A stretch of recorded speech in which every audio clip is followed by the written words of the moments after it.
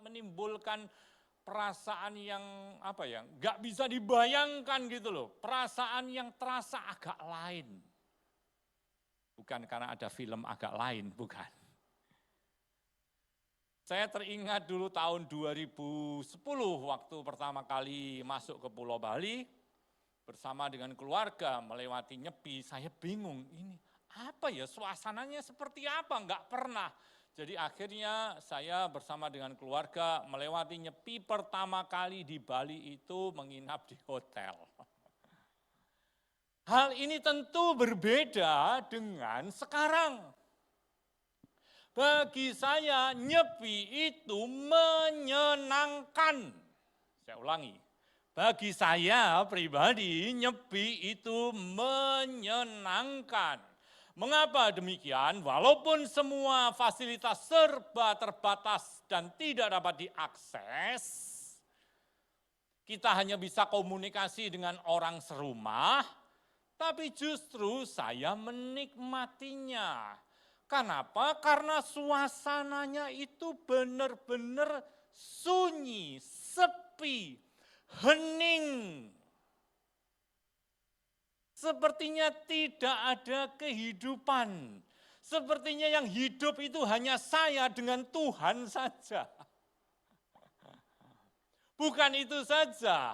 Kalau di malam hari dalam cuaca atau suasana yang gelap dan kalau langit cuacanya cerah, kita bisa melihat betapa indahnya taburan bintang-bintang di langit. Betul?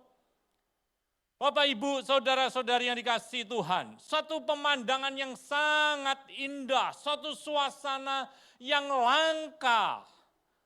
Bukan karena setahun sekali, bukan hanya itu saja, namun kita bisa merasakan waktu hening, silent and solitude yang begitu panjang seharian.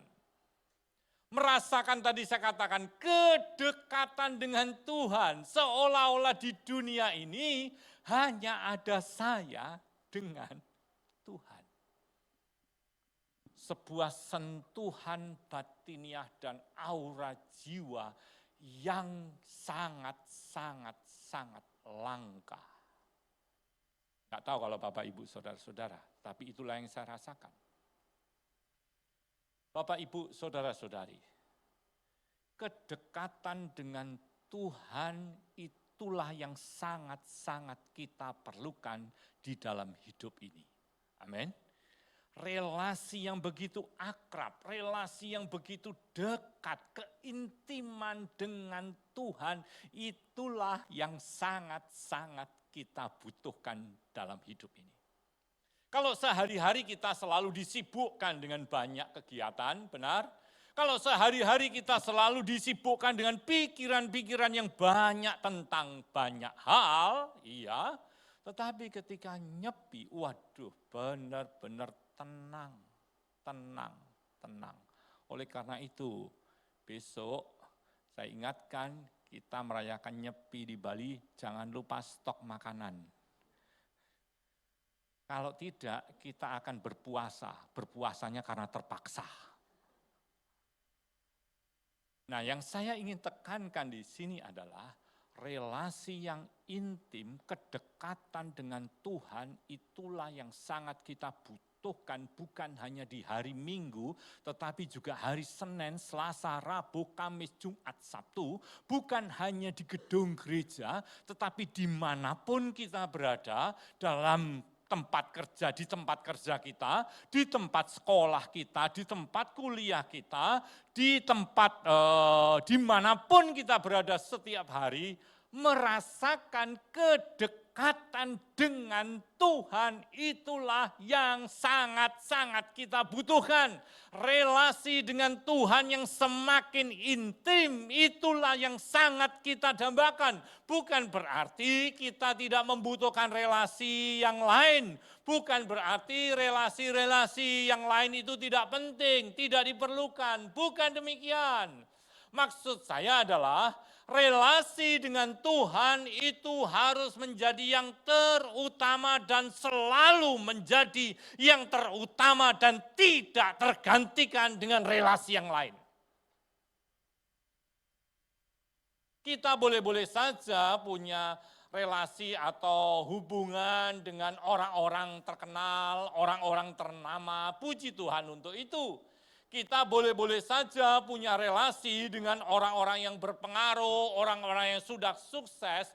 Tidak salah dengan hal itu, tetapi dibandingkan dengan relasi kita dengan Tuhan, maka relasi dengan Tuhan itu tetap top priority dalam hidup kita. Jangan pernah menggantikan relasi itu. Kenapa? Karena pentingnya relasi itulah yang disampaikan oleh Tuhan Yesus kepada para muridnya. Setelah mereka merayakan perjamuan Paskah. Menjelang Tuhan Yesus itu ditangkap di Taman Getsemani. Diadili secara tidak adil. Disiksa, dicambuk. Bahkan menyerahkan nyawanya di kayu salib. Keutamaan relasi dengan Tuhan itulah yang dituliskan di dalam kitab Yohanes pasal yang ke-15. Ayat yang ke-4 sampai dengan ayat yang ke-8 saya akan bacakan. Tinggallah di dalam aku, ini perkataan Tuhan Yesus kepada para muridnya sebelum, sekali lagi, sebelum dia disalibkan. Tinggallah di dalam aku dan aku di dalam kamu. Sama seperti carang tidak dapat berbuah dari dirinya sendiri kalau ia tidak tinggal pada pokok anggur. Demikian juga kamu tidak berbuah jikalau kamu tidak tinggal di dalam aku. Ayat 5. Akulah pokok anggur dan kamulah carang-carangnya. Siapa yang tinggal di dalam aku dan aku di dalam dia, ia berbuah banyak. Sebab di luar aku kamu tidak dapat berbuat apa-apa. Ayat 6. Siapa yang tidak tinggal di dalam aku, ia dibuang keluar seperti ranting dan menjadi kering. Kemudian dikumpulkan orang dan dicampakkan ke dalam api lalu dibakar. Ayat 7. Jikalau kamu tinggal di dalam aku dan firmanku tinggal di dalam kamu, mintalah apa yang kamu kehendaki, maka akan diberikan kepadamu. Dalam hal inilah Bapakku dimuliakan, bahwa kamu berbuah banyak, dan menunjukkan kamu adalah muridku. Berulang kali Yesus berkata, tinggallah di dalam aku, tinggallah di dalam aku. Di luar aku kamu tidak bisa berbuah. Di luar aku kamu tidak bisa berbuat apa-apa. Di luar aku kamu seperti ranting yang kering dibakar dan tidak berguna sama sekali. Jadi, dengan kata lain Bapak, Ibu, Saudara-saudari, melalui ayat ini Yesus mengungkapkan siapa dirinya yang sebenarnya, yaitu dia mengatakan akulah pokok anggur, dan kemudian disertai dengan penjelasan dan alasannya. Memang Bapak Ibu Saudara-saudari, minggu lalu saya katakan mengenal Kristus dan menjalin relasi dengan Kristus itu merupakan harta yang terbaik dari segala harta yang ada. Mengenal Tuhan dan menjalin relasi dengannya itu merupakan harta yang tak ternilai harganya, yang harus kita genggam erat-erat di dalam kehidupan kita.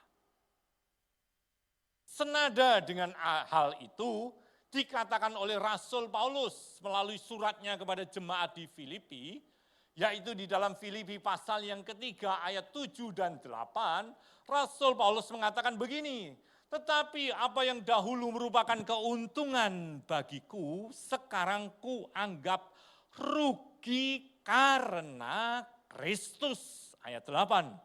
Malahan segala sesuatu ku anggap rugi karena pengenalan akan Kristus Yesus Tuhanku lebih mulia daripada semuanya. Karena dialah aku telah melepaskan semuanya itu dan menganggapnya sampah. Supaya aku memperoleh Kristus. Pengenalan akan Kristus ini dibandingkan dengan status Paulus sebagai seorang penganut agama Yahudi yang sangat taat. Maka Paulus itu menganggap statusnya dia anggap sebagai sampah. Maaf Bapak Ibu Saudara, bicara tentang sampah itu kan sesuatu yang sebetulnya kita buang, betul? Nggak bermanfaat, nggak berguna. Nah, keagamaan Yahudinya Paulus yang dia dapatkan dengan susah payah, itu dibandingkan dengan pengenalan akan Kristus yang ini itu dianggap sampah. Rugi. Dia menganggap pengenalan akan Kristus itu jauh lebih mulia. Saya berdoa, saya berharap di dalam hati kita setiap Bapak Ibu Saudara merasakan bahwa pengenalan akan Yesus itu lebih mulia dari semuanya. Loh Pak, kita di dunia kan butuh uang. Loh ya memang di dunia butuh uang, benar. Tetapi saya beritahu, Tuhan Yesus jauh lebih mulia dari sekedar uang. Bukan berarti kita uang dibuang-buang, bukan begitu. Tetapi uang dibandingkan dengan Kristus, kira-kira pilih yang mana? Pak Wayan pilih yang mana? Wih, mantap Pak. Ada yang lebih cerdik lagi, milih dua-duanya Pak. Cuman Yesus tetap nomor satu, amin. Yesus tetap nomor satu. Nah Bapak Ibu Saudara-saudari, relasi pentingnya, keutamaan relasi dengan Kristus itulah yang berkali-kali diungkapkan oleh Tuhan Yesus kepada para muridnya dengan mengatakan akulah. Minggu yang lalu kita belajar akulah apa? Roti kehidupan. Hari ini kita belajar akulah pokok anggur. Nah, selama bulan Maret ini kita akan menelaah pernyataan Tuhan Yesus yang mengatakan akulah. Supaya apa? Supaya kita sebagai umat Tuhan kita semakin mengenal siapa Tuhan kita. Sehingga relasi kita dengan Allah itu semakin intim, semakin akrab. Dan itu akan membawa kita untuk hidup dengan sikap yang sepatutnya kepada Tuhan. Nah khusus di Yohanes pasal 15 ini, bicara tentang relasi dengan Kristus itu merupakan hal yang sangat penting dan sangat utama. Mengapa? Karena relasi dengan Kristus itu akan menghasilkan kehidupan yang bermakna. Kehidupan yang bermakna itu adalah kehidupan yang tidak sia-sia. Kehidupan yang tidak hampa, kehidupan yang tidak sepo, kehidupan yang berarti, kehidupan yang limpah dengan kebahagiaan.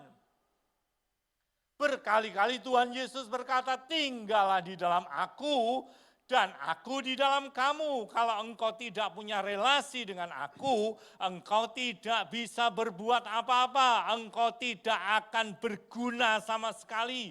Hidupmu seperti ranting kering yang dibakar dan dibuang orang. Dengan kata lain, kalau engkau tidak memiliki relasi dengan aku, hidupmu itu sia-sia. Bapak, Ibu, saudara-saudari, saya yakin orang tua yang benar di dunia ini ya, orang tua yang benar di dunia ini akan selalu ngomong kepada anaknya begini, nak, nanti kalau kamu sudah besar, jadilah orang yang lebih baik dari bapakmu. Betul? Gak ada kan orang tua yang ngomong kepada anaknya, nak, nanti kalau kamu sudah besar, jadilah orang yang lebih bodoh dari bapakmu. Ada yang ngomong gitu? Tidak ada. Semua akan ngomong apa? Jadilah orang yang lebih baik dari bapakmu. Betul? Jadilah orang yang lebih berhasil dari bapakmu. Jadilah orang yang lebih bahagia dari bapakmu. Jadilah orang yang lebih sukses dari bapakmu. Jadilah orang yang lebih berguna. Betul? Itulah yang dikatakan oleh Tuhan Yesus kepada para muridnya. Tinggallah di dalam aku, gitulah. Supaya kamu berbuah banyak, gitu. Berarti Tuhan Yesus menghendaki supaya para muridnya hidupnya jauh lebih baik dari yang sekarang ini, gitu. Kira-kira kan begitu.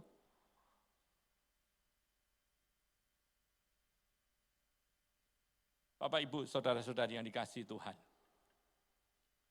Itu sebabnya di ayat yang keempat dan kelima itu, dari Yohanes pasal 15, Tuhan Yesus berkata, tinggallah di dalam aku dan aku di dalam kamu. Sama seperti carang tidak dapat berbuah dari dirinya sendiri kalau ia tidak tinggal pada pokok anggur, demikian juga kamu tidak berbuah jikalau kamu tidak tinggal di dalam aku. Akulah pokok anggur dan kamulah carang-carangnya. Siapa yang tinggal di dalam aku dan aku di dalam dia, ia berbuah banyak, sebab di luar aku kamu tidak dapat berbuat apa-apa. Jelas Tuhan Yesus ngomongnya gamblang dan diulang-ulang. Akulah pokok anggur, kamulah carang-carangnya. Kalau kamu carangnya, maka carang itu harus melekat, harus tersambung, betul? Harus terrelasi dengan pokok anggurnya. Karena apa? Kalau enggak begitu, kamu tidak bisa berbuat apa-apa, tidak berbuah sama sekali, tidak berguna hidupmu, gitu. Penjelasan Tuhan Yesus ini sangat-sangat mudah untuk dimengerti. Kalau ada yang tanya kepada saya, Pak, mengapa kita ini digambarkan sebagai carang sedangkan Yesus sebagai pokok anggur? Kenapa harus mengambil ilustrasi pohon anggur? Kenapa tidak mengambil ilustrasi pohon durian? Ada yang pernah berpikir begitu? Kenapa kok Tuhan Yesus mengambil ilustrasi pohon anggur ya, bukan pohon durian? Saya beritahu, saya juga enggak tahu. Nanti kalau ketemu Tuhan Yesus, saya tanyakan sama dia. Tetapi yang pasti sebuah carang itu tidak akan bisa bertumbuh, tidak akan bisa berbuah kalau dia tidak tersambung kepada pokoknya. Kalau Bapak Ibu saudara ambil sebatang carang ranting, dilepaskan, dipotong dari batang utamanya, dibiarin carang itu, ditunggu, didoakan berhari-hari, carang itu bisa menghasilkan buah? Enggak bisa. Yang terjadi apa? Carang itu, kalau dia dilepaskan dari pokoknya, batang pohonnya dipotong, dibiarkan, apa yang terjadi? Kering, mati. Kalau kau sudah kering, mati, ya dibuang, dibakar, enggak ada gunanya. Nah Tuhan itu tidak mau hidup kita yang hanya satu kali di dunia, itu seperti itu, gitu loh. Bukankah Tuhan itu baik? Amin. Tuhan itu baik, sangat baik. Nah kalau kebenaran ini diterapkan di dalam kehidupan kita, maka hanya karena memiliki relasi yang akrab dengan Kristus sajalah baru kita akan mengalami kehidupan yang penuh makna atau limpah kebahagiaan. Apapun yang dimiliki seseorang, Saya ingatkan, apapun yang dimiliki seseorang, harta, ketenaran, kekayaan, relasi dengan orang-orang top, katakanlah di dunia ini, apapun yang dimiliki seseorang selama dia tidak memiliki relasi dengan Kristus, maka semua yang dia miliki tersebut tidak akan membuahkan kebahagiaan di dalam hidupnya. Apapun yang dia miliki, kalau dia nggak punya relasi dengan Kristus, apa yang dia miliki selama di dunia nggak akan ada artinya. Sebaliknya juga, kalau orang tidak memiliki harta yang banyak, orang tidak punya relasi dengan orang-orang top di dunia ini, dia belum punya rumah sendiri, masih kontrak, masih kos, dan kos-kosannya juga di jalan buntu, sempit. Saya beritahu, walaupun dia tidak memiliki secara materi berkelimpahan seperti itu, tetapi kalau dia punya relasi yang akrab, dekat dengan Kristus, hidupnya bermakna. Hidupnya berguna, hidupnya tidak sia-sia.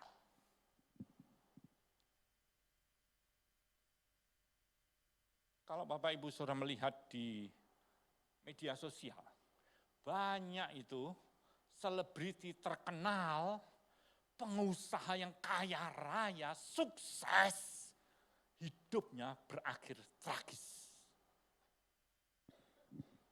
Pengusaha top dari negara ini, namanya siapa begitu, ujung-ujungnya dia jadi Budi. Tahu Budi, bunuh diri. Kalau saya tampilkan ini gambar, kalian pasti tahu siapa nih orang. Coba bisa ditampilin gambarnya. Nah, siapa itu Pak Wayan? Siapa Pak? Hah? Wih, Pak Wayan aja tahu. Michael Jackson, terkenal dengan apanya? Apa itu? Terkenal dengan apanya? Moonwalk. Saya beritahu, walaupun kita ini dia punya moonwalk, saya beritahu kita punya beachwalk. Gak apa-apa, kita punya beachwalk. Sudah tahu, ketika dia diwawancarai oleh seorang presenter terkenal Oprah Winfrey tahun 1993, dia cuma ditanya satu pertanyaan, "Are you happy now?" Kamu bahagia enggak sekarang? Michael Jackson-nya menjawab begini, bentar, saya bacain aja yang dia jawab ya. Dia mengatakan begini, "I was sad for years and years and years." Artinya Michael Jackson itu merasa dia itu sedih dari tahun ke tahun kan sedih. Lalu kemudian dia bilang begini, "But I'm happy and getting." Dia merasa, dia ngomong, "Aku bahagia, tapi ya akan bahagia." Dia bilang gitu. Sepertinya dia nggak yakin dengan kebahagiaan hidupnya. "Yes, I'm very happy." Jadi dia itu kelihatannya bahagia, tetapi sesungguhnya dia nggak bahagia. Beberapa waktu kemudian di usia 50 tahun, dia meninggal dunia karena overdosis obat penenang. Siapa yang nggak kenal orang ini? Maka benarlah apa yang Yesus katakan di ayat yang kelima tadi.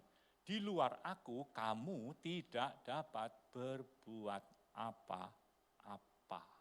Artinya tanpa relasi dengan Kristus, sesungguhnya orang itu tidak bisa mengalami kebahagiaan yang sejati. Hanya di dalam Kristus orang itu bisa menemukan kehidupan yang bermakna.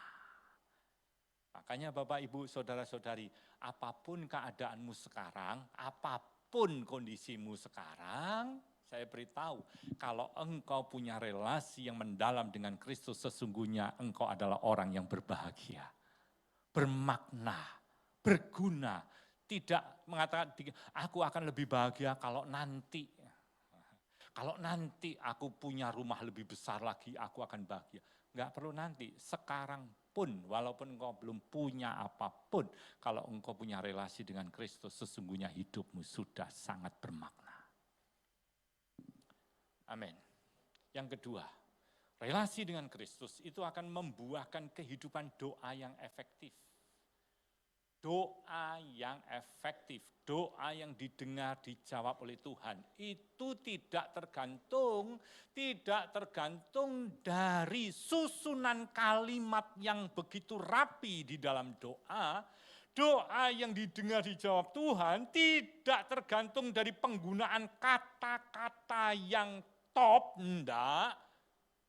Doa yang efektif itu tidak tergantung dari lamanya, panjangnya durasi doa yang dia naikkan, tetapi doa yang efektif itu sangat tergantung dari relasi yang bersangkutan dengan Tuhan. Itu sebabnya di ayat yang ke-7 dikatakan demikian. Jikalau kamu tinggal di dalam aku dan firmanku tinggal di dalam kamu, mintalah apa yang kamu kehendaki, maka akan diberikan kepadamu. Berhenti di slide ini dulu. Saya mau tanya kepada Bapak, Ibu, Saudara-saudari. Putra, kelihatan tuh hurufnya? Cukup jelas? Nah, saya mau tanya, kira-kira kalimat mana yang paling menyenangkan, paling enak? Ayo, jujur. Kalimat mana yang paling enak, yang paling kita seneng? Pasti kalimat yang paling kita seneng adalah mintalah apa yang kamu kehendaki, maka akan apa? Sungguhan, senengkah dengan itu? Oh, saya juga senang dengan kalimat itu, enggak apa-apa. Tetapi kalimat itu akan terjadi kalau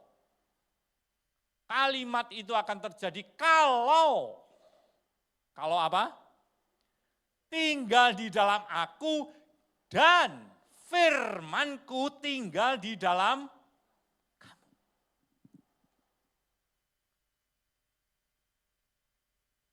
Jadi kalimat itu pasti akan terjadi kalau kita tinggal di dalam Kristus dan firman-Nya tinggal di dalam kita.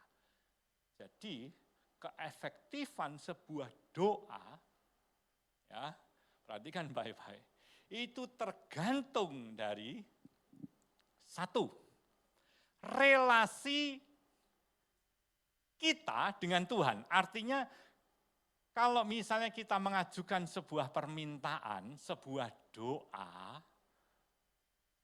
itu tergantung dari dua hal. Yang pertama adalah sejauh mana relasi orang yang meminta dengan kepadanya dia meminta.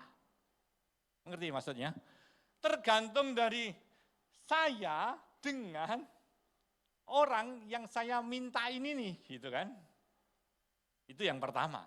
Contohnya begini, contohnya. Kalau Bapak Ibu Saudara terima chat WhatsApp, Pak Narmo, tolong mohon bantuannya. Nah, gitu kan. Saya mau tanya, kalau kita menerima chat seperti itu, yang ada di dalam benak kita ketika terima chat seperti itu apa? Yang ada dalam benak kita apa? Sopo wong iki kan gitu.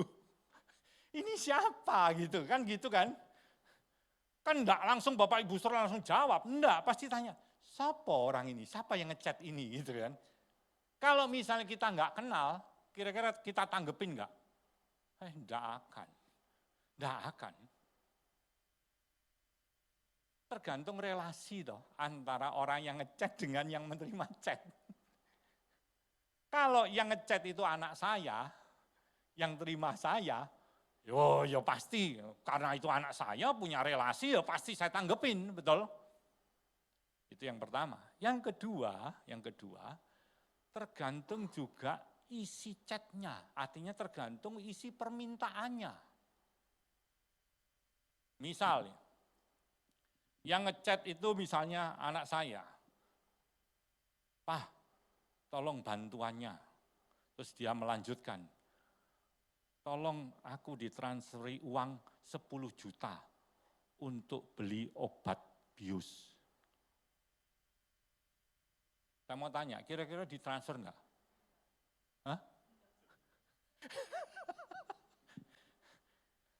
Ya pasti enggak dong. Tergantung isinya apa. Betul? Ya kalau isinya untuk hal yang benar, pasti kita akan kabulkan. Pak, tolong ditransferi uang 10 juta untuk membayar ujian semester, misalnya begitu. Ya pasti dong, kita akan kabulkan. Benar apa benar? Ya kan? Nah, jadi doa yang efektif tergantung dua hal. Satu, sejauh mana relasinya antara orang yang meminta dengan pribadi yang kita minta itu loh. Ya kalau nggak kenal ya nggak akan kita responi. Yang kedua, tergantung juga apa? Isinya. Makanya tadi ayat itu mengatakan, jikalau kamu tinggal di dalam aku dan apa? Firmanku tinggal di dalam apa? Kamu. Jadi orang yang memiliki, slide-nya bisa ditampilkan. Orang yang memiliki relasi yang akrab dengan Tuhan dan firman Tuhan itu tinggal di dalam hatinya, tinggal di dalam hidupnya, dia hidup sesuai dengan firman Tuhan, maka dapat dipastikan apa yang dia minta itu tidak akan bertentangan dengan kehendak Tuhan. Gitu. Halo, benar apa benar? Kalau orang itu punya relasi yang akrab dengan Tuhan dan firman Tuhan itu tinggal di dalam dirinya, maka apa yang dia minta di dalam doanya tidak akan bertentangan dengan kehendak Tuhan. Ya Pak ya?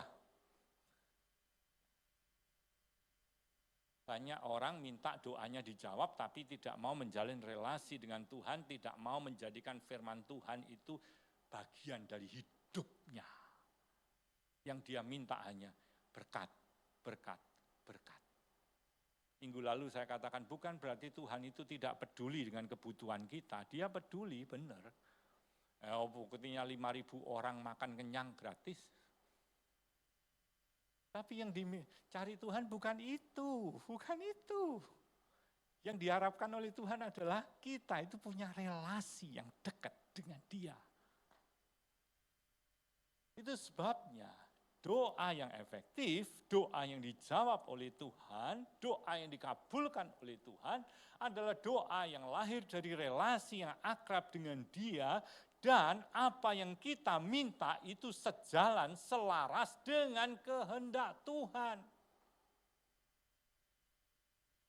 Sekarang yang ketiga, relasi dengan Tuhan itu sangat utama, penting, tidak boleh digantikan oleh apapun, karena relasi dengan Kristus itu akan menghasilkan kehidupan yang memuliakan Tuhan.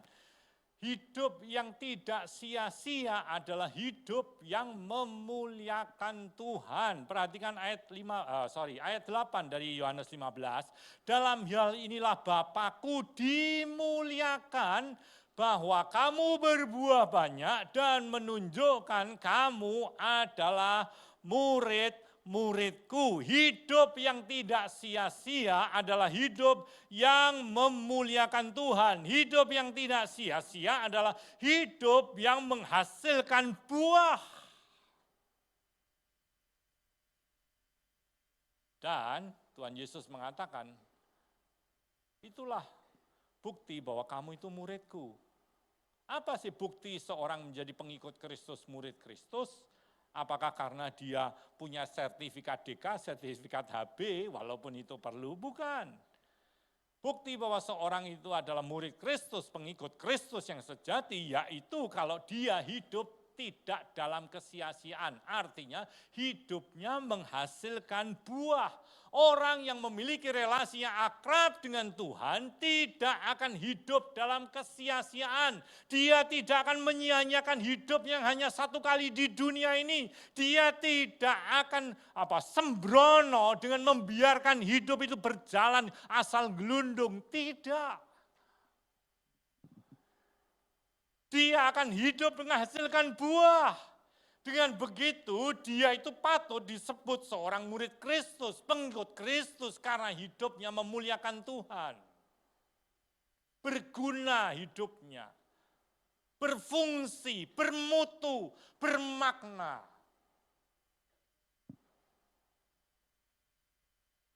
Beberapa waktu yang lalu saya mendengar kabar seorang teman saya, teman semasa kuliah di Surabaya. Saya tidak pernah ketemu dengan dia 30 tahun lebih. Itu teman akrab, teman satu geng dulu, waktu dulu. Ya waktu dulu, geng. Saya sebutin geng aja. Waduh, kemana-mana selalu sama dia dah.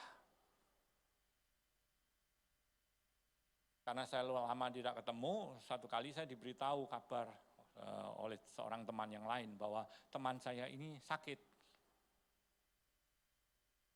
Cancer. Menjalani kemo di Kuala Lumpur. Lalu saya minta nomor HP-nya atau nomor WA-nya teman saya yang sakit ini diberi, lalu saya mencoba menghubungi dia. Sudah 30 tahun lebih, bayangkan, enggak pernah ketemu. Jadi wajahnya juga pasti berubah kan, bisa saja wajahnya berubah, betul ya. Tapi kalau orang ganteng ya tetap kelihatan gantengnya gitu. Ya Pak Wayan, amin. Nah ketika saya video call dengan dia, kaget saya. Karena apa? Kepalanya udah botak. Jadi kayak, tapi masih kelihatan, oh dia gitu. Bayangkan 30 tahun lebih nggak pernah ketemu. Ngobrol lah saya di video call itu sama dia, hampir 1 jam. Cerita. Kalau orang Jawa cerita ngalor ngidul, nah, pokoknya banyak yang ceritain. Tapi yang bagi saya menarik itu adalah ketika saya tanya, kegiatanmu apa sekarang? Dia bilang begini, sejak dia sakit itu, dia lebih sering banyak baca buku. Dia bilang, enggak tahu kenapa, aku ini senang baca buku. Padahal waktu kuliah dulu itu enggak pernah baca buku dia itu. Sama seperti saya enggak pernah baca buku. Dia ngomong banyak baca buku. Wah, dalam hati saya heran, kok tumben orang ini senang baca buku. Terus ngapain kamu? Baca buku, terus kemudian kalau pagi itu dia jalan keluar dari komplek perumahannya, jalan-jalan di komplek perumahannya, ketemu satpam sambil bawa buku, kalau ketemu orang itu dia pasti cerita. Cerita tentang buku yang dia baca. Terus dia mendorong orang lain untuk baca buku juga gitu. Terus dia pergi kemana, ke jalan keluar, ketemu dengan orang, pasti dia akan bagikan itu kepada orang, setiap orang yang dia temui.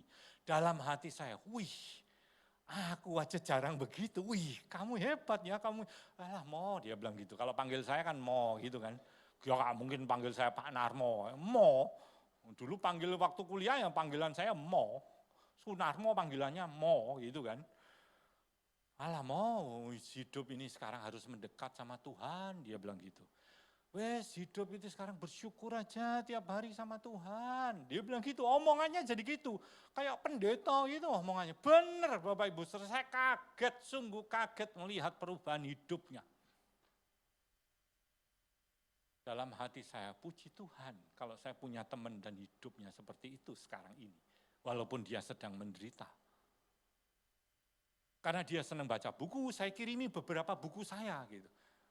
Bukan buku yang tidak saya baca atau saya kirimin dia, Pak Narmo enak buku ini enggak diwoco, nyuruh orang lain ngoco. Enggak. Saya punya beberapa buku yang double, saya kasihkan ke dia. Senang dia terima itu, dia baca itu. Nah, karena dia menjalani kemoterapi, dia jalani kemo yang kedua, dia harus berangkat lagi ke Kuala Lumpur untuk kemo di sana. Ketika dia di sana, saya video call sama dia, ngobrol lagi. Dia di apartemen, karena saya ada di Bali, jadi kan ketemunya hanya video call gitu aja.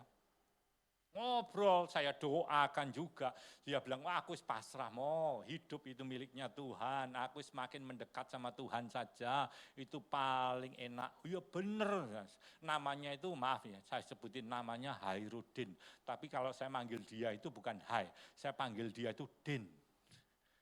Din. Nah, saya Sunarmo, dia manggil saya Mo, saya panggil dia Din gitu.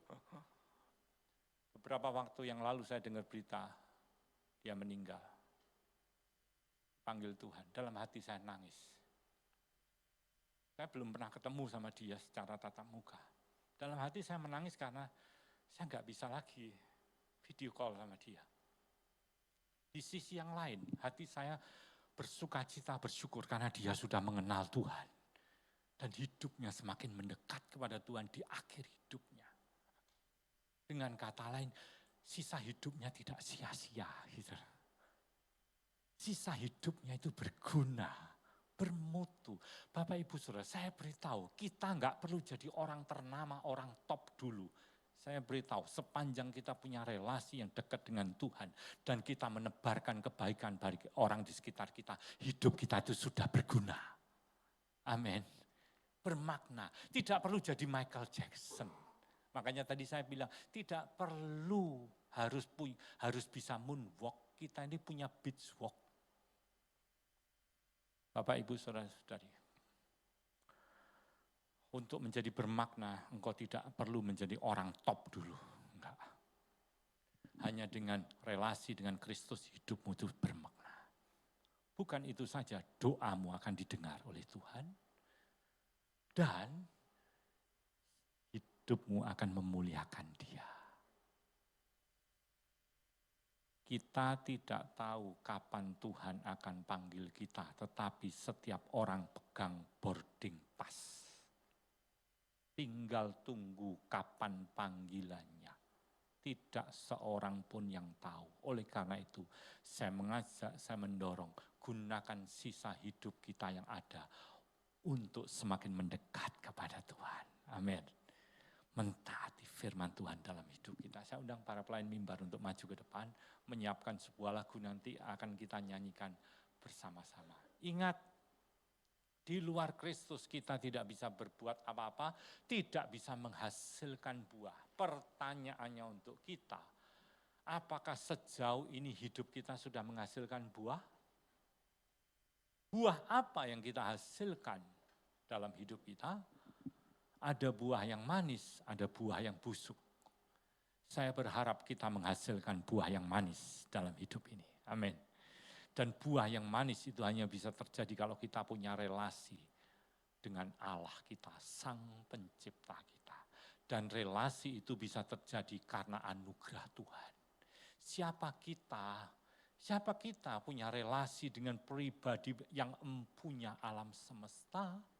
Siapa diri kita? Kita ini enggak pantas, kita enggak berhak punya relasi yang begitu intim dengan Tuhan kalau bukan karena anugerah Tuhan saja. Oleh karena itu, melalui pengorbanannya di atas kayu salib, Dia menghapus masa lalu kita yang kelam karena dosa. Dan melalui kebangkitannya dari kematian, Dia menyediakan masa depan yang indah bagi kita. Kematian Kristus yang kita akan rayakan melalui ibadah Jumat Agung nanti tanggal 29 Maret, hari Jumat.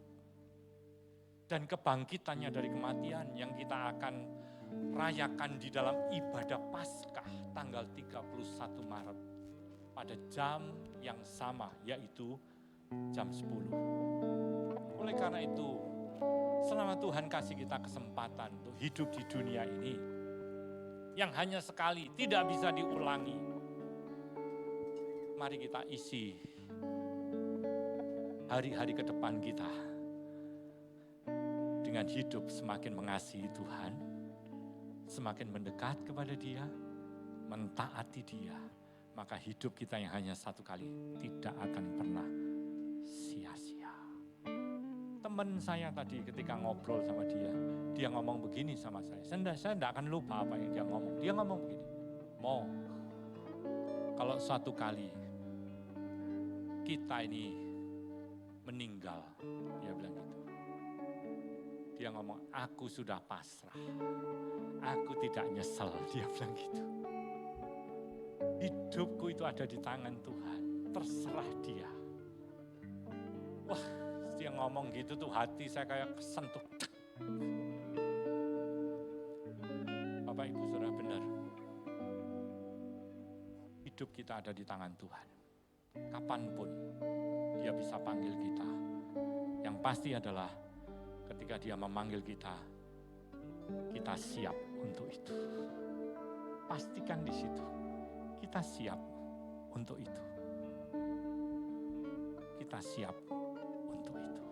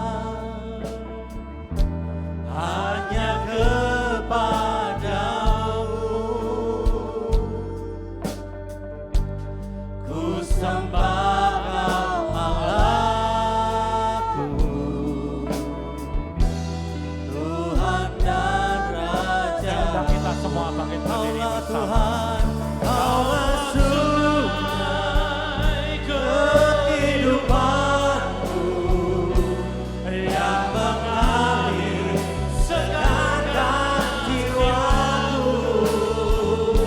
Engkau Yesus pengharapanku, ku sembah Kau dengan senang hatiku. Kaulah sungai kehidupanku yang mengalir segarkan jiwaku. Engkau Yesus pengharapanku, ku sembah Kau dengan senang hatiku. Kaulah sungai kehidupanku yang mengalir segarkan jiwaku. Kaulah Yesus pengharapanku, ku sembah Kau dengan senang hatiku.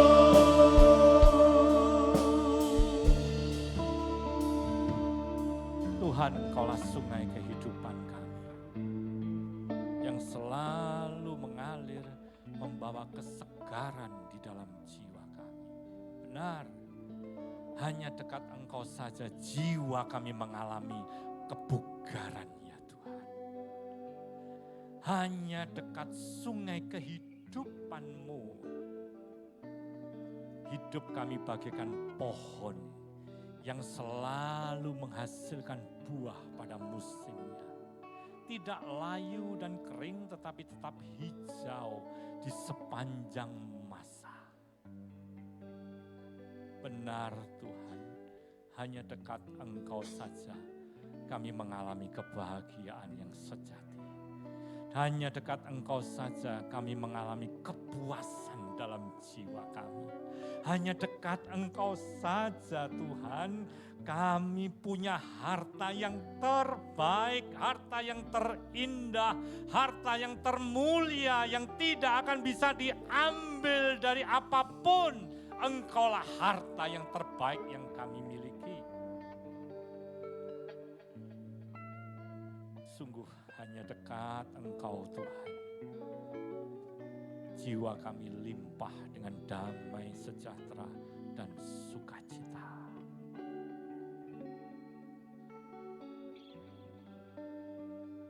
Bukan hanya hari Minggu saja kami merasa dekat dengan Engkau. Bukan saat kami datang di ibadah saja kami merasa dekat dengan Engkau. Ya, itu akan kami alami. Namun kami juga mau mengalami itu di hari-hari kami yang akan datang, ya Tuhan. Terima kasih Tuhan. Engkau mau menarik kami mendekat kepadamu dengan tali kasih-Mu. Kami bersyukur Engkau rela dan mau untuk kami temui dan kami panggil. Kami bersyukur Engkau Allah yang mau mendengar doa kami dan menyediakan jawaban yang terbaik bagi kami. Kami bersyukur Tuhan karena Engkau Allah yang mempunyai alam semesta ini. Engkau Allah yang mau mendekat kepada kami. Tuhan, kami bersyukur. Kami bersyukur bahwa kami umat-Mu hidup semakin intim, akrab, mendekat, mendalam dengan Engkau Tuhan. Hidup semakin dekat dan melekat senantiasa kepadamu. Seperti carang yang melekat kepada pokok anggur. Hanya dengan demikian hidup kami itu akan bertumbuh iman kami, bertumbuh kerohanian kami. Hanya dengan demikian Tuhan, kami akan hidup menghasilkan buah-buah yang bisa dinikmati oleh orang lain Tuhan. Hanya dengan demikian hidup kami memuliakan Engkau.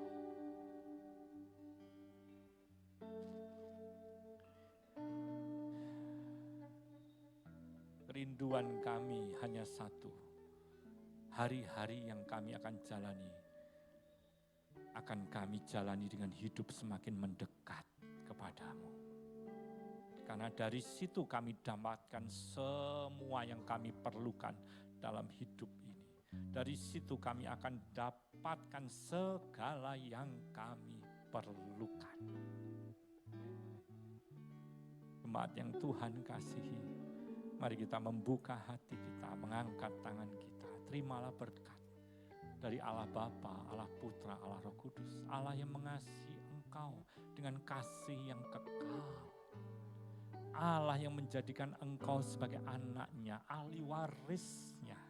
Karena engkau adalah karya Allah yang indah. Engkau adalah ciptaannya yang baru. Engkau milik dari Tuhan Allah semesta alam. Jemaat yang sangat dicintai Tuhan, biarlah engkau membawa pulang dari tempat ini satu kebahagiaan, sukacita, damai, sejahtera yang tak tergantikan oleh apapun juga, karena Tuhan mau datang melekat, mendekat kepadamu. Tuhan lebih rindu dia untuk datang mendekat kepadamu.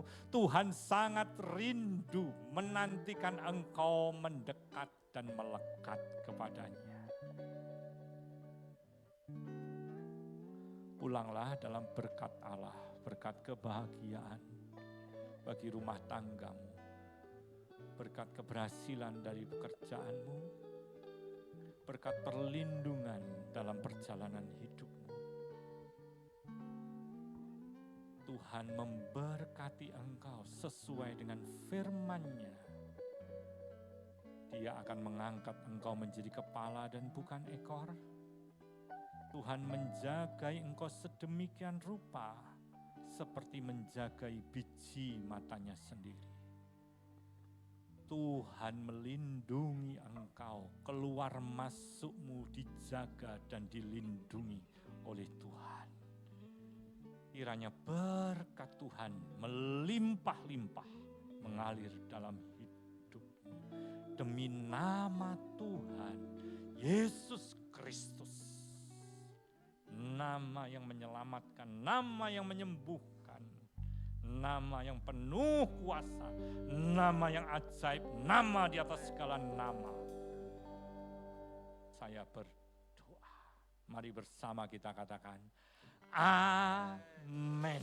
Selamat siang, Tuhan memberkati, sampai ketemu minggu depan. Betapa hebat, betapa kuat, dahsyatnya Allah kita.